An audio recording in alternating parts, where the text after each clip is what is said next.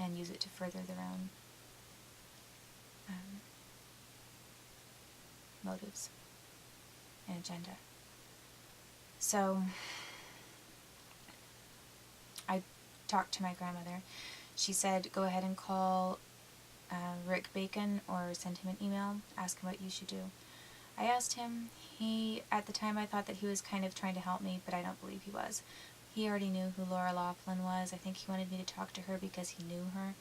They kind of played a good cop, bad cop routine which is very typical with police, where they want you to think that one of them is really working for you and on your side, and then somebody else really isn't, but they'll vouch for you. The one guy will, or woman. And then what's really going on is they're both on the same side, they know each other very well, and they're both trying to screw you over. And sometimes they'd like to work together in that way because they keep it between themselves. It looks like it's impartial, an impartial process, and really they're quote-unquote in cahoots. So, initially I had no reason to guess at what his motive was. And he said call the assistant special supervisory agent in charge, and you have to report it, because how do you even know that they're FBI agents? But then what he was saying is, he kept saying, even though I told him what had happened, he kept saying, call it professional misconduct. Just say, I just didn't think it was professional.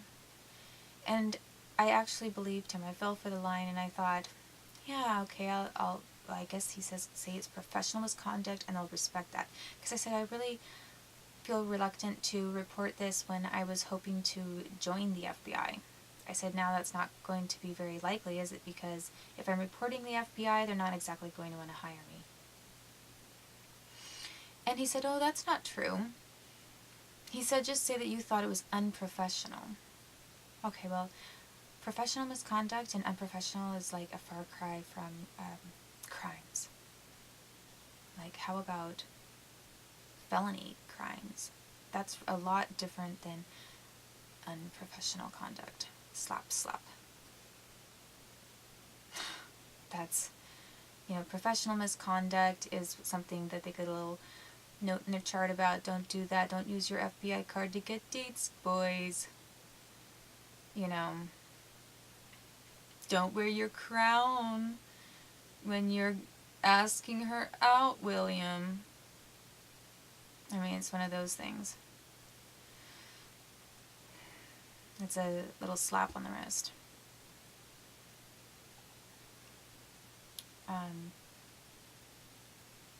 What Rick Bacon would have said had he been on my side and not on the side of the FBI and different criminals who were doing horrible things to me, is he would have said, let her know that you were sexually assaulted and that they broke into your house. Tell her it's a felony.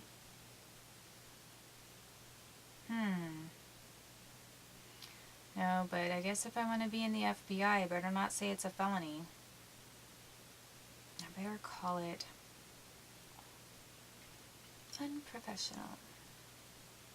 Their professionalism was just sliding a little bit. It was just a little off center. Or no. Wait, maybe it was very kind of middle of the road unprofessionalism there. Your standard unprofessionalism. So that is what I was dealing with. I mean, of course, I'm making a big deal about it now, but at the time I did not psychoanalyze every tiny thing that someone said to me. But in hindsight, the reason why I can see why he chose that wording is because I saw how the FBI took a little side of something, and or a certain thread, and then that's exactly the color that they wanted to embroider with. They wanted to embroider a little story of unprofessionalism with one colored thread and make sure that it stuck to that. They did not want to have anything to do with the felony thread. So words and descriptions and meanings do actually mean a lot in the long run, because then, people twist things and they create elaborate designs, which is what was done. So I thought, okay, well, my tactic is to say that I thought it was unprofessional, and I'm going to write this complaint about what happened, and then I guess I'll be speaking with someone. I'll have done what I need to do, and maybe they'll tell me if really they are FBI agents or not, because what if they're wackos who just got into my house and I have no idea? And then I thought, and then I will just continue with my lawsuits and college, and I'm going to law school, and I'm going to be an FBI employee. And I had no idea what was in store for me. I had no idea that I was already being tortured and targeted with migraines. State-sponsored. I had no idea that the defamation of my character was also state-sponsored. So I just thought I had these little private parties that were upset with me. And I didn't realize that this is like a huge, huge, I don't know how you pronounce the word, behemoth.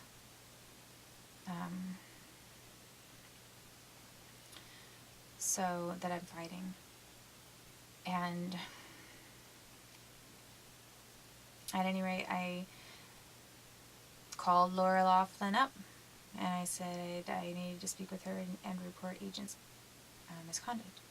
And she was very snippy with me and said, I'm not going to take your report on anything. And I thought, oh my word, who is this? She talked to me like she already knew who I was and that she hated my guts, and I thought, she must be Catholic, because why would anybody know who I am unless they're Catholic and they've read this Willamette Week article about me and they hate me because they think that I hate their church and I've done horrible things to them and to their priests. And, usually if someone already had a preconceived idea about me, it was always, it seemed to be a lot of times, not discounting some of the Jewish people that were, involved, but it seemed to be quite often someone who was connected to the Catholic Church and thought that I was some horrible person. So I thought, I knew that she knew who I was, and she sounded like she hated my guts. And she was hostile, very hostile. So then I told Rick Bacon, I said she didn't want to take it, and he said, she can't do that. And he acted like he was on my side again. And so then I called her and said, well, I talked to this retired FBI person, and he said that I should be talking to you. And she said, well, I'm not going to talk to you, but then somebody else said that they would send an agent out to meet me, someone else.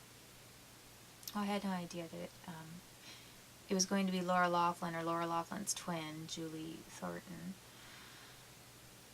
And I didn't realize that the person I met, Julie Thornton, who was going by the name Julie Thornton, I didn't realize that she looked exactly like Laura Laughlin's photo, because I didn't look up Laura Laughlin's photo until later. And when I saw Laura Laughlin's photo, I was like, what in the world? That is the woman that interviewed me. That looks exactly like the woman who took my report, but she told me her name was Julia Thornton. So, either Julie Thornton and Laura Laughlin are sisters, or they look exactly alike, or it's the same person and I was just being given a false name. So I was told, I waited for about a week, and then right after I called Laura Laughlin the first time, about a week from the time that I had those agents and they were in my apartment. And it was about a week, and then I called up to make my initial report, and then right after I called, Raul Buhanda was calling me. And out of the blue, after not talking to me at all or calling, and all of a sudden he was kind of cajoling me and saying, he wanted to see me again, and he had a little trinket for me. And I said, "You do?" I said, "What kind of a trinket?" And he said, "Oh, it's just a little something I picked up." And I said, "So what is it?" And he said it was a dolphin. He said it was a necklace with a pendant on it. And I said, "Oh," and I said, "So what is a pendant?" And then he was very quiet for a long time, and then he said it was a dolphin. The entire time I had the impression that, and I heard someone in the background, it sounded like somebody was coaching him on what to say. I believe that it's very likely that Raul Bujanda's lawyers through the FBI got tipped off by the person that I had contacted for making a report, and he was already trying to figure out how to make himself sound better. But I am being really brutally tortured right now, and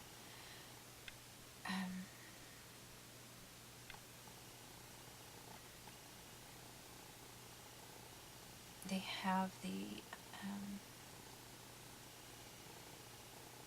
metal in my teeth vibrating and causing extreme pain.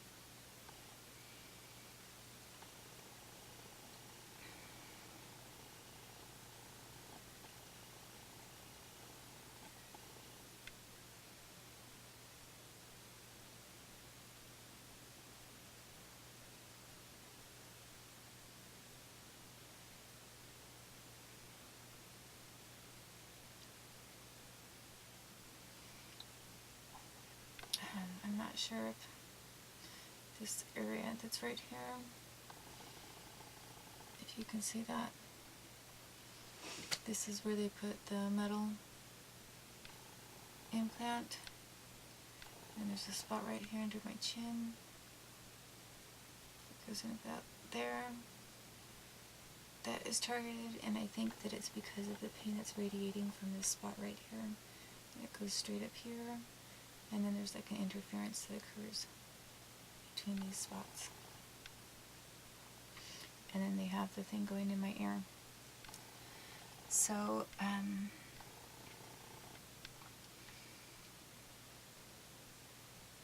I have to stop right now because I'm being tortured.